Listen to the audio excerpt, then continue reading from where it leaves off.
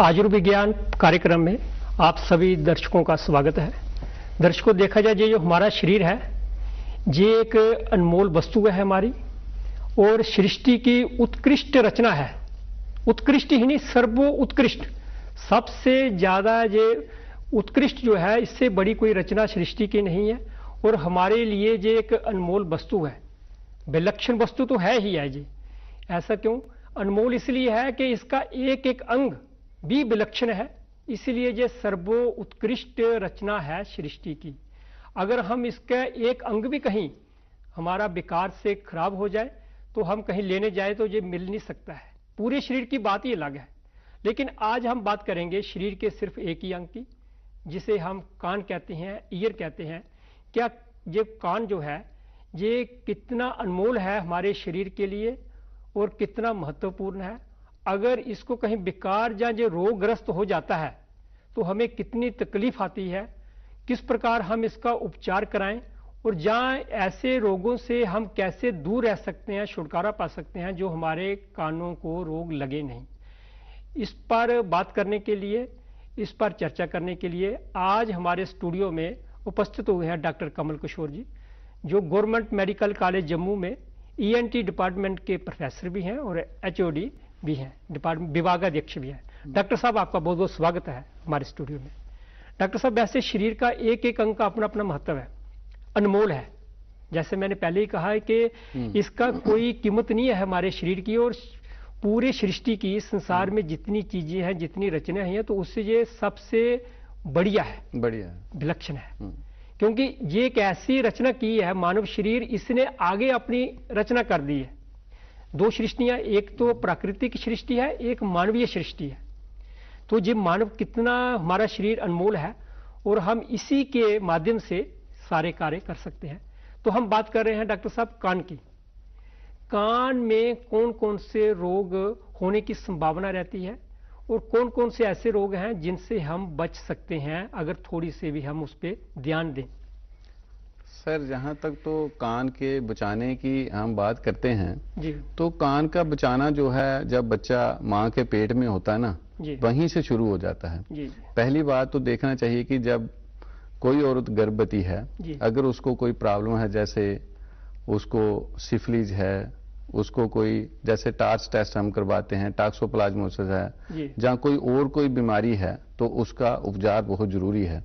और अगर वो कोई और दवाइयाँ जो ले रही है उसमें देखना चाहिए कि उसका कोई इफेक्ट बच्चे पे हो रहा है कि नहीं हो रहा।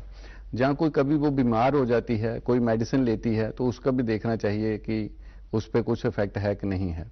जहाँ फिर कुछ कुदरत की साइड से भी कभी होता है कि कोई भी अंग ठीक से बनता नहीं है, तो मुझे लगता है कि सबसे पहले एक गर्भवती औरत को ये देखना स्वस्थ उसका होना जरूरी है। और दूसरा, उसको अगर वो किसी चीज के लिए मेडिसिन लेती है, उस पर भी थोड़ा देख सोच कर ही लेना है, ताकि बच्चे पे कोई इफेक्ट ना आए। ये डॉक्टर साहब, आपने कहा गर्भस्थ शिशु का कान का भी अगर उसमें रोग है या उसमें विकार है तो उसको पता चल सकता है? आजकल सर मॉडर्न टेक्नोलॉजी आगे, अल्ट्रासाउंड में पता चल जाता है। वो तो आजकल तो वो लेवल 1 लेवल 2 करके छोटा मोटा चीज भी पता कर लेते हैं। जी, पता हो जाता है, आजकल लग जाता पता। तो हमारे कर्ण को, जो जिसे कर्ण कहा जाता है, हमारी भारतीय जो भाषा है, ऐसे हम कान कहते हैं। तो ये कान को कौन कौन से रोग लग सकते हैं, कौन कौन से रोगों की संभावना रहती है? कान में रोग, जैसे अभी मैं बात करता हूं, जैसे बच्चा बाहर आ गया जी, तो उसमें पहले हमने ये चीज देखनी है कि कान ठीक से बना भी है कि नहीं बना है। जी, जी, और अगर वो ठीक से नहीं बना तो उसमें हम क्या कर सकते हैं जी। और अगर वो ठीक से बना है तो बच्चा सुनता है कि नहीं सुनता है, उसके भी टेस्ट होता है कि उसके लिए भी टेस्ट। आजकल तो ये 24 घंटे के अंदर अंदर ही एक टेस्ट हो जाता है। वो हम जो रूटीन बनाते हैं वो करते हैं, उसको बोलते हैं हम OAE, ऑटो अकास्टिक इमिशन। उसका टारगेट ही यही है कि 24 घंटे के अंदर अंदर ही बच्चे को स्क्रीन किया जाए कि वो सुनता है कि नहीं सुनता है। तो अगर वो सुनता है या नहीं सुनता है, वो उसके बाद फिर पता चलता है। अगर उसमें हमें OAE में प्रॉब्लम आती है, फिर उसको दूसरा टेस्ट भी होता है, बेरा टेस्ट होता है, वो भी हम करते हैं।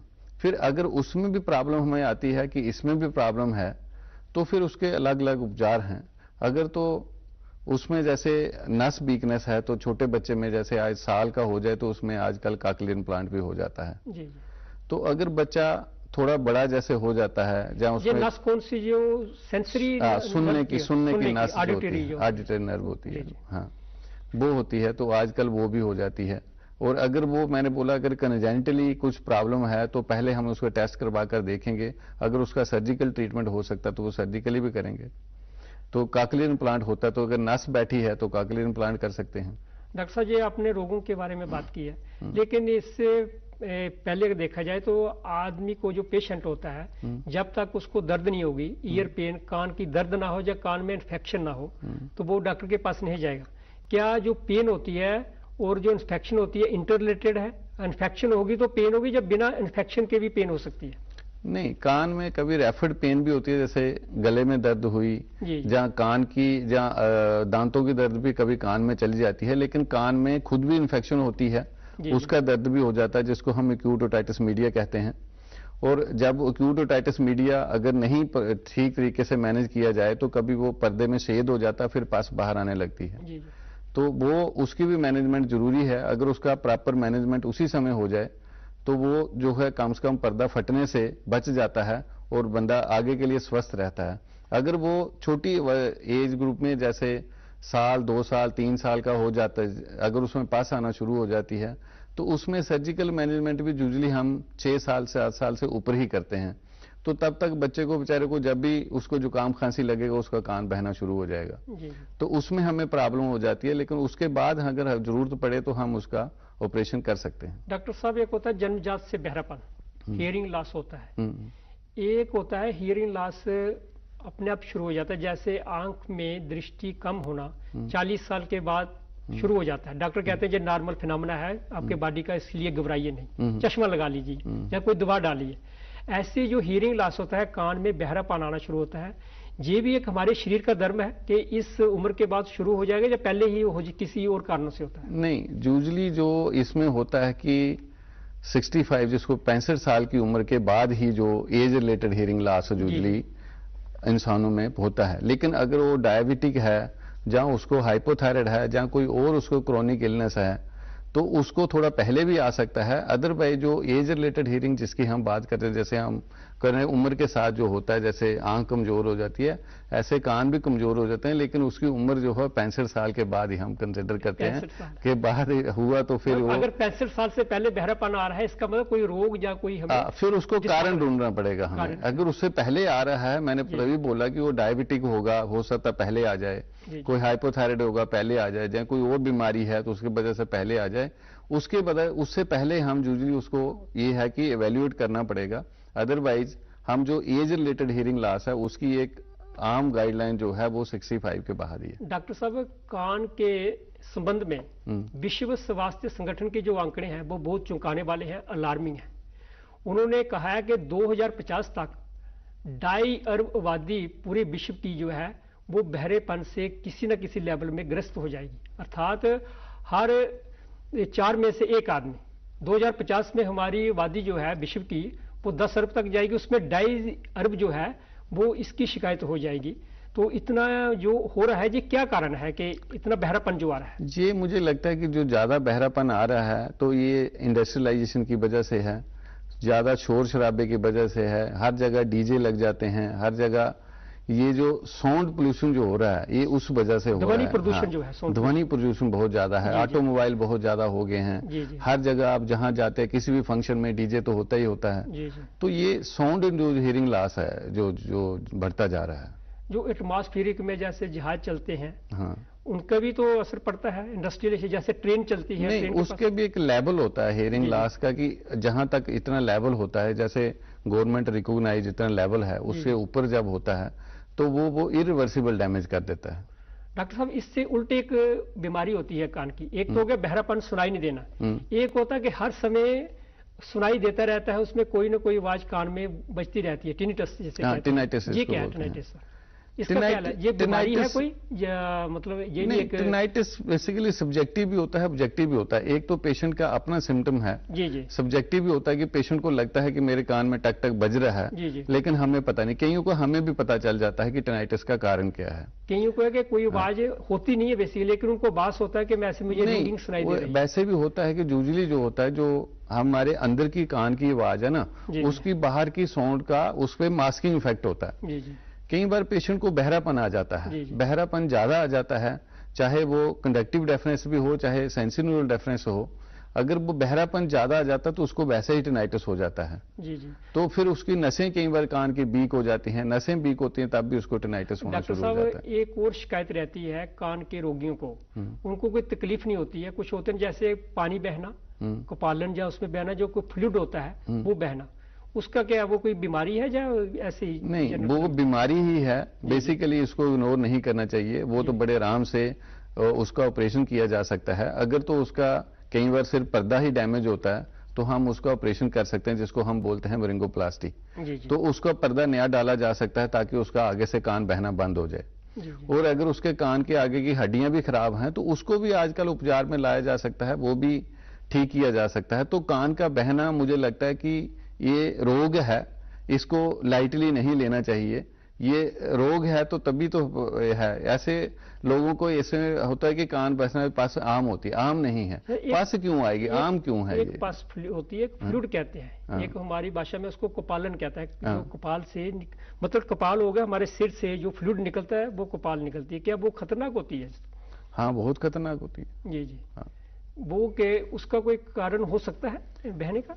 बिल्कुल। देखो, अगर वो कान से यूजुअली तो पस डिस्चार्ज ही होता है, लेकिन अगर वो CSF जिसको हम बोलते हैं, जो ब्रेन का पानी भी उससे आता है, तो वो भी हो सकता है। वो खतरनाक है। हाँ, खतरनाक हो सकता है। इंजरी की वजह से हो सकता है। जहाँ कोई कान की बीमारी जो है वो दिमाग तक जा रही हो तो उसमें इरोड कर रही हो तो वहां उसका भी हो सकता है। जी जी।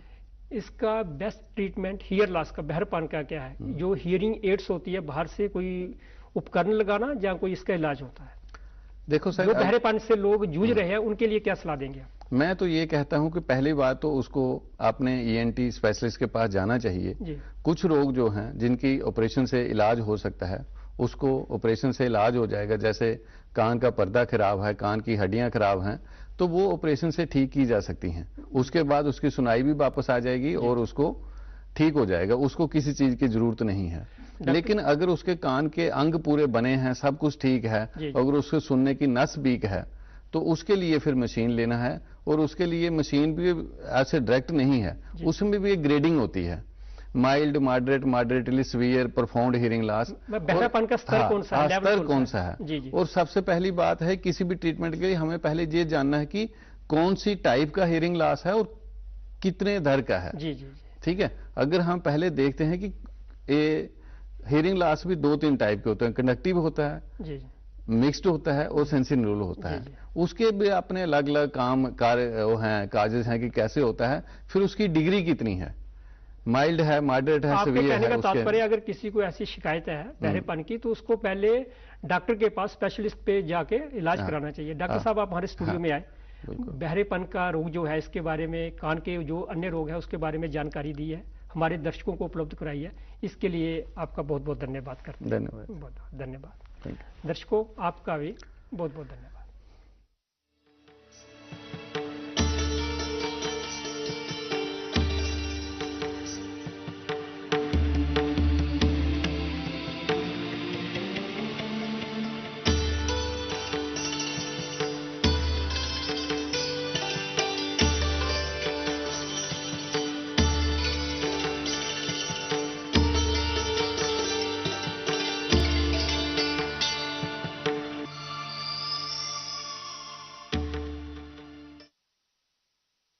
मन की बात है जन